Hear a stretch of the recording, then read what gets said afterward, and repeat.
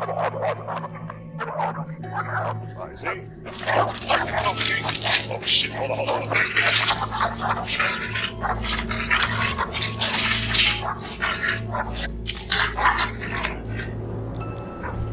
Keep having it.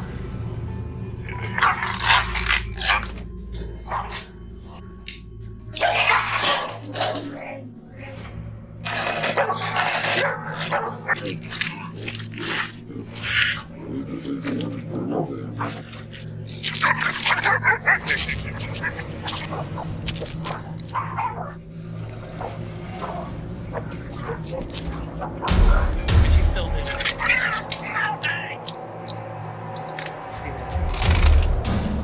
It's good team. You want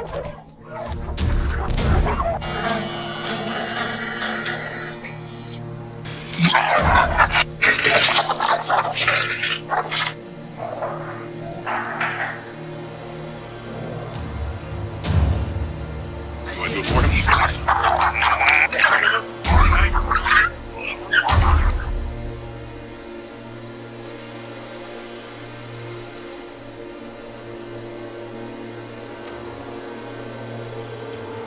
I mean, I challenge anybody to bring a dog to Richard that he can't fix. And he's gonna get it done. You let him do what he wants to do, it's gonna happen. And I think that's just incredible.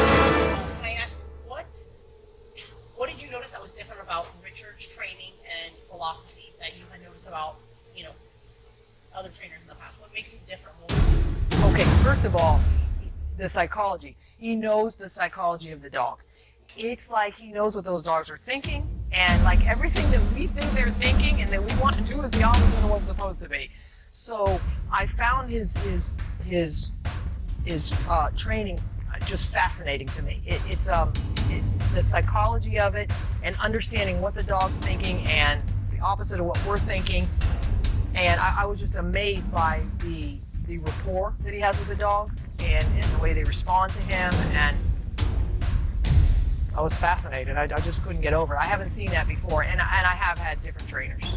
And so that was the biggest thing for me. Was I was so interested in his psychology that I keep telling him, when are you going to write a book? When are you going to get a TV show? Basically attacked the groomer, and I had to jump on the dog and get him away. After seeing that, it was evident that we needed someone to come and help us with it. So my wife gave me the number to Richard Hines. It was the most fascinating thing that I've ever experienced, due to the fact of how fast Rambo caught on to everything. Within the first class, it was 15 minutes. And as far as the psychology of what Richard does is absolutely amazing, because he can see the dog, and if he'll tweak it immediately, and you'll see the dog respond to as he's tweaking things immediately. And I sometimes ask him, I say, yeah, but what about if the scenario was changed? He'll say, well, then I'll just do this. And we immediately do it, and it's unbelievable. Every time he comes over, I'm excited to see what we're gonna do next. And then I always kind of doubt if he's gonna be able to do it. And he proves me wrong every single time. I mean, I'm hoping for the day that I can just prove him wrong, but it's not happening. So his psychology and understanding of dogs is a phenomenal gift, if you will. I've seen many trainers. I've seen many videos and stuff online. Now that I've watched him and understanding the psychology that he's taught me at this level, I see these other trainers who claim to be master trainers really are embarrassing. He definitely has a gift that is not something you can pull from a book. You can't get this stuff from a book. This is something that it's just a gift that he has. He has that eye. He has that way of thinking that allows him to really work with any case. I mean, I challenge anybody to bring a dog to Richard that he can't fix. And he's gonna get it done. You let him do what he needs to do, and it's gonna happen. And I think that's just incredible. Hi, my name is Julie, and I'm standing in Central Park. New York, the doggy oasis.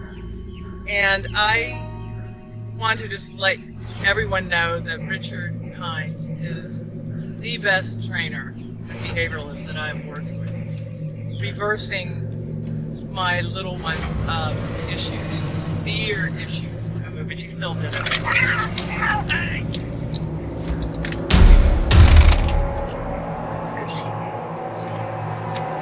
Professionals that just euthanize her. And, but it just working with her for, I guess, a long time. And finally just going to Richard, spending a month down in Miami, and having a good talk with him. He knows what he's doing. I chose him out of everyone in the world because I knew he was a professional. And so, and he understands everything. He understands where behavior comes from. He knows the right training methods. He uses a variety of them, and so there's no one that I trust more than Richard, and I highly recommend him. And her issues, you get to the end of these books that are so overpublished right now, all these super gross, this, that, and only using one method and not the other. And it just, at the end of the chapters, they didn't address her issues. They just said muzzle, manage, or euthanize. They didn't really give any kind of explanation on how to resolve the issue until Richard. And Richard just knows what to do. So it just cut to the chase, went down to Richard, and everything was resolved. Okay, now Julie here, what I'm gonna show you now will be Julie back in New York, walking through the streets of Manhattan. Now, you saw there that Gypsy, her dog, bit the daylights out of me, right? The reason Julie was here from New York, she tried everything in New York for 2 years straight. The best of the best behaviors for 2 years straight. No results. Julie could not take her out of the apartment and walk her down the streets of New York. Because anybody that would walk by it close enough, Gypsy would grab him in the leg and bite him. I mean, bite him good. You saw me bleeding there. She would bite everybody and growl and lunge.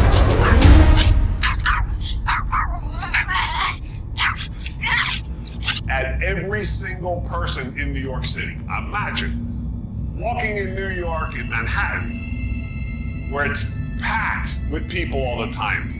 You can't avoid people. So she had to put Gypsy on the wall and crush her into the wall and hold her to keep her against the wall so that she couldn't go and bite anybody in the leg, because she will bite everybody. That's how bad she was. And the last thing, the last straw, the behaviorist that had been working with her for a while was leaving Julie's apartment, and Gypsy came up behind her, bit her in the calf, and wrecked that calf badly. Right? And this is to the behaviorists that have been working with her for a while. Gypsy never got even close to being cured. But here's Julie walking through New York City now when she went back for me. So keep in mind, you're gonna see people walking there right across Julie and Gypsy, right at Gypsy's nose. Before she came to Miami, that was a leg grab, and that was gonna be hospital. Right? So here's Julie and Gypsy back in New York. We're walking through New York, episode 3.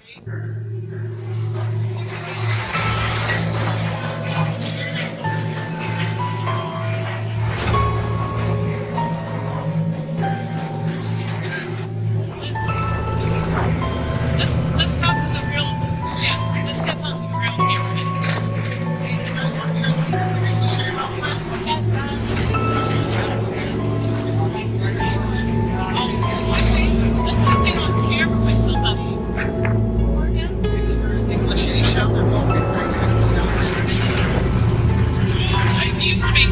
here. Other side, holding the camera. Oh, get this. Oh, this side. Oh, no, yeah. That's your name. Gypsy. Good girl. Good girl. Yeah. Gypsy. That's your name. Oh. second. Gypsy. Gypsy got Meg and Gypsy Hill. Yeah. Oh, he's got a bigger camera than me. Gypsy? Yeah, well, I was just shooting video on for somebody helped us to go on the web. So we've been shooting panties. We're saying hello. Go ahead and get it. Good girl. She was going to get euthanized. Good girl. How about those beans? Thank you. Thank you. So for the camera person, the interviewer, they're to go down and touch Gypsy and talk. Before it would have been, and when it hit the microphone, hit the girl, hit her hands. I mean, you could not go near Gypsy. Not even going to think about touching her or going close to her. And then Nick Lachey comes up when they were filming for his show, and he gets down. Gypsy gets up, he pats her. Well, if he would have even went down, she would have went lunging at him like a crazy psycho dog and tried to bite him and tear him up. That is the huge progress and success that we had gotten with Gypsy after she came to me in Miami. No way, no how you could walk her down the street or forget anyone trying to touch her. That would never happen.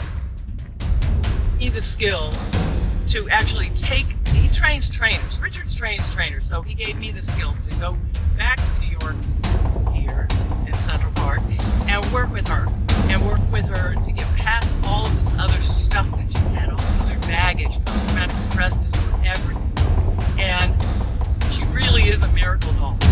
And I really, really highly recommend Richard Hines. Thank you.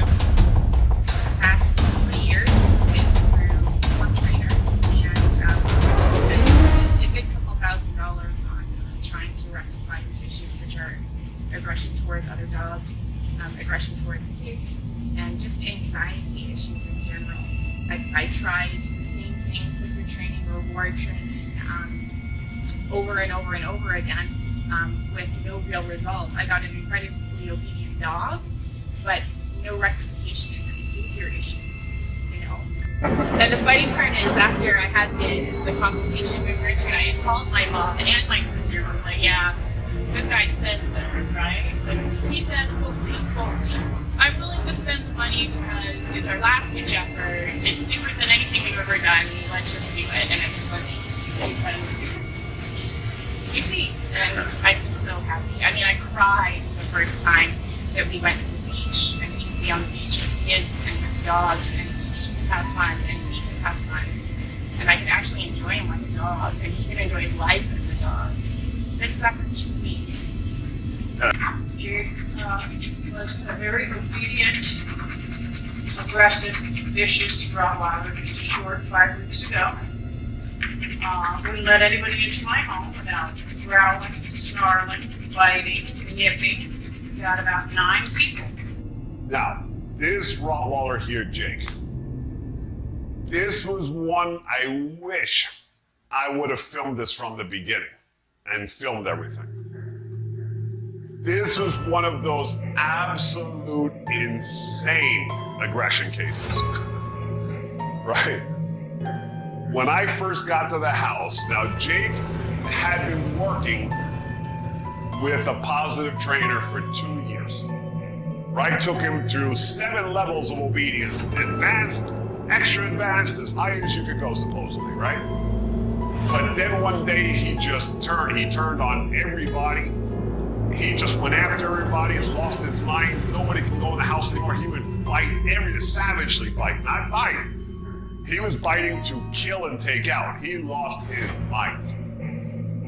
Now, the trainer couldn't work with it anymore because she would go to give him a treat. He would go to bite her hand off. And he just tried to attack this trainer that he has known since a puppy at 8 weeks old. Right? So 8 weeks old to about 2 years old, she's been working with him. He just lost, that's it. I'm not taking treats from you anymore. It's on, I'm gonna take the world over.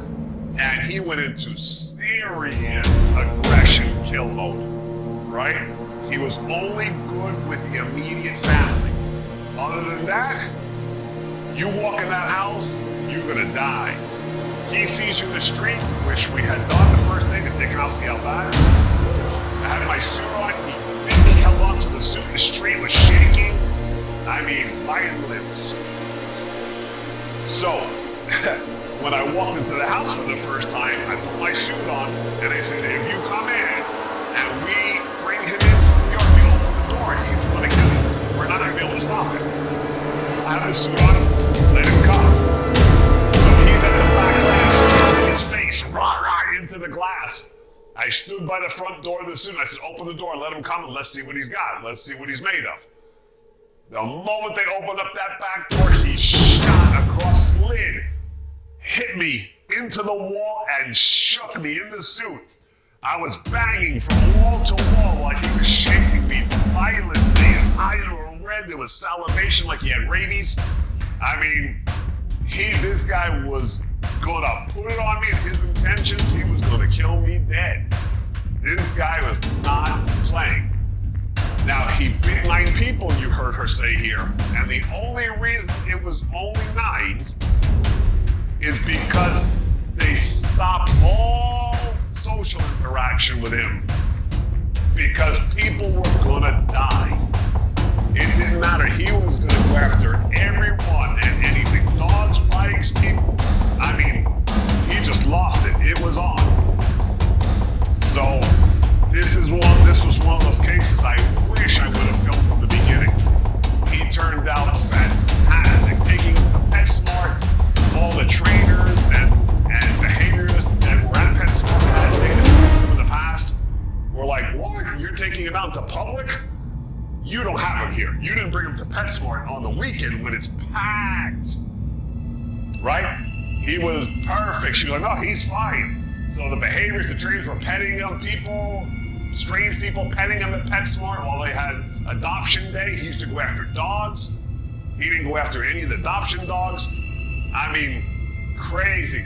This is the kind of insanity that my system can help and fix quickly. We tried to take him to other trainers,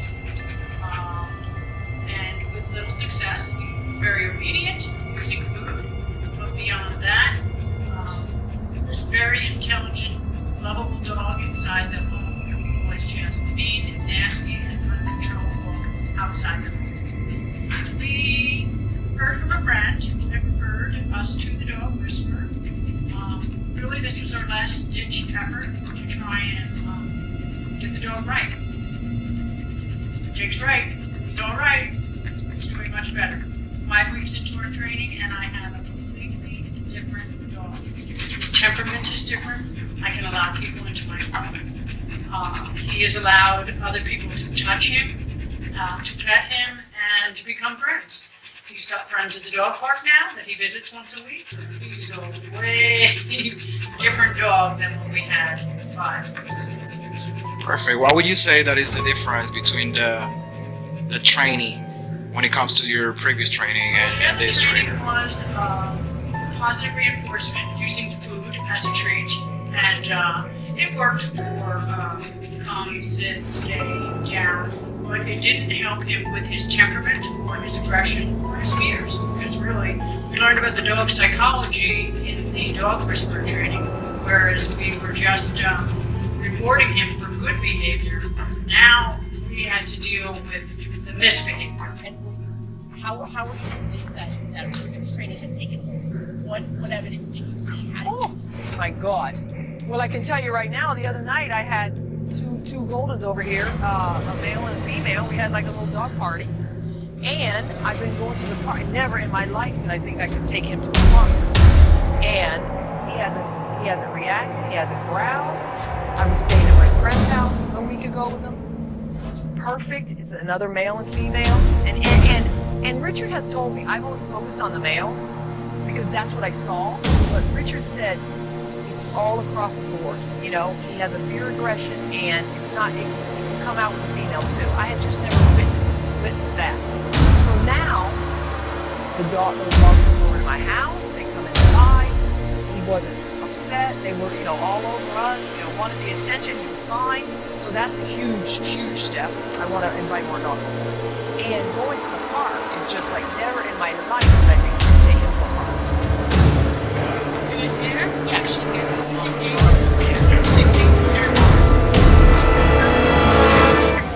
Okay. Oh, good boy. Boy, please. Give me more of your face.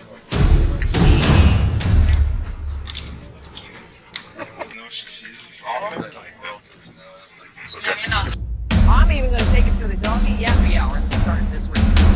Yeah. To come down from Texas because we went through a few trainers that simply just didn't know how to train dogs.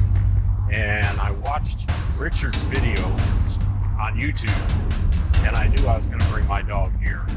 And once we got here, it's like it was in a day we had Max doing stuff that I couldn't even imagine.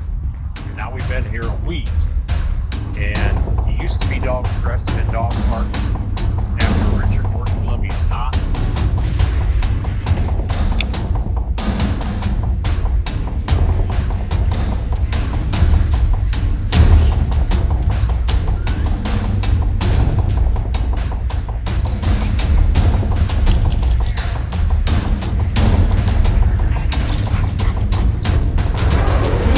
He's calm as can be.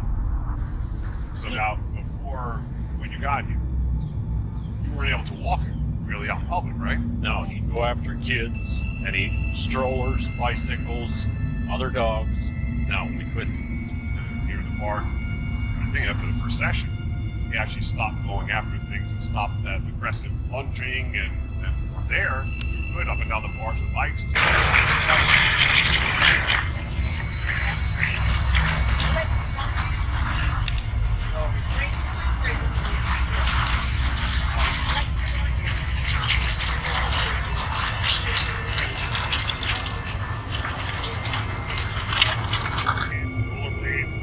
All that. So one day he came a long way with it. A very long way. And he is my service dog, so it was important for me to get the best trainer so that I can always keep him and he doesn't get in trouble by doing something dumb.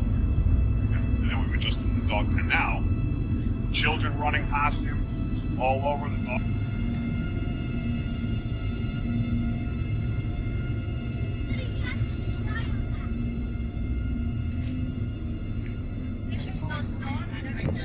Uh-huh.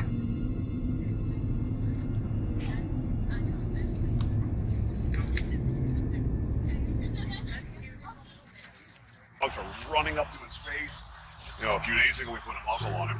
We went in just to test him because you were telling me how aggressive he is in the dog parks. So with the muzzle on, we calmed him down. We had a few things, and then the last 2 days we've had him off the muzzle, and he's been great. The dog parks with all the dogs, the refreshing. Can we share?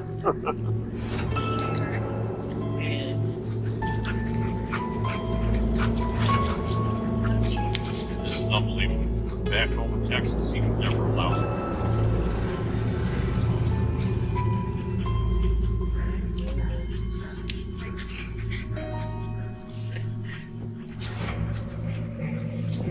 Here's coming up.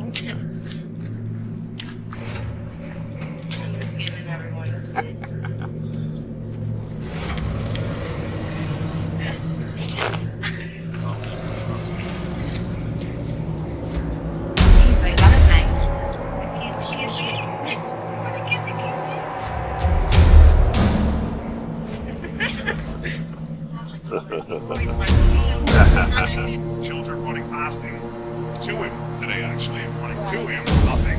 So I mean, it's actually perfect. He's running around playing. I think you gauged his temperament. He was more fearful than aggressive, and you picked that up right away. So we kind of got that off. Now he has fun. He goes to the park. It's great to see him. He was running around and playing with dogs and chasing them. The first time, yesterday he took it all, but today he was up and actually playing. Yeah, he has a great time. So we go back to Texas, recommending Richard to everyone we know with dogs.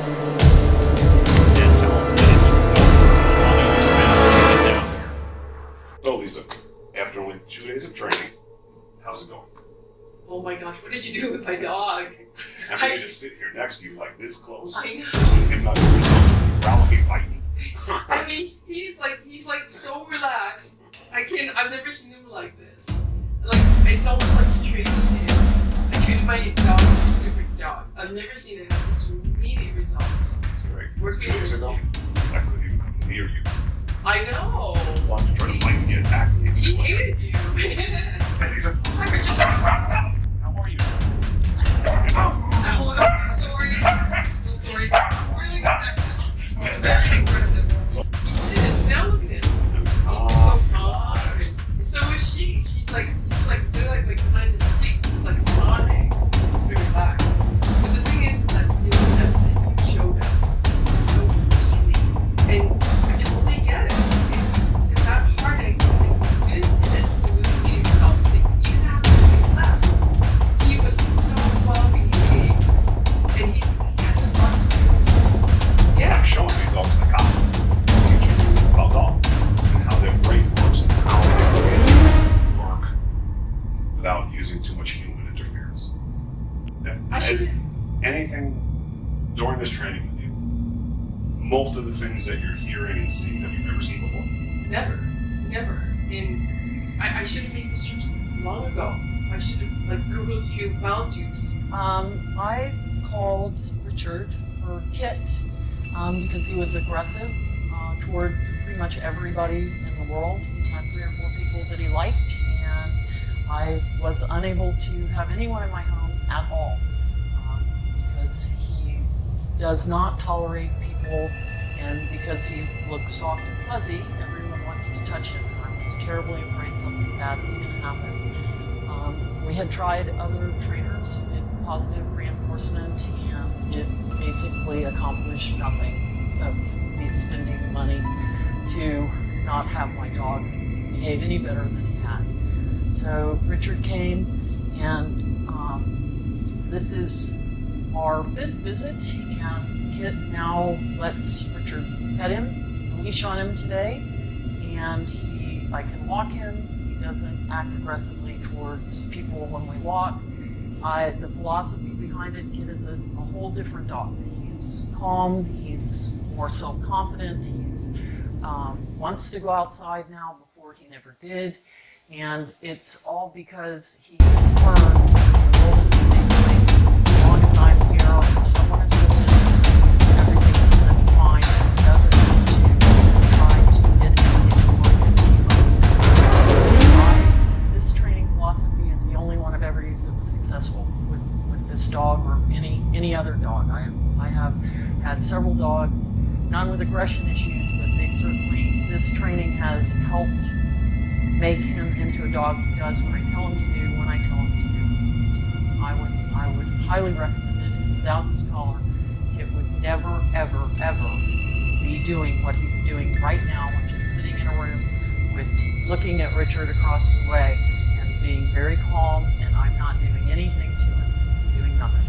Awesome trainer is the best the world has to offer today. Just let everyone know that Richard Hines is the best trainer and behavioralist that I've worked with. So, if you're looking for the best, then you need to come south to Miami. That's all I can tell you. And he's a one of. He's not a 1 in a million. He's a 1 in the entire earth of a kind dog trainer. He's the absolute best there is. I've searched online everywhere. There's nobody that compares to Richard Hines.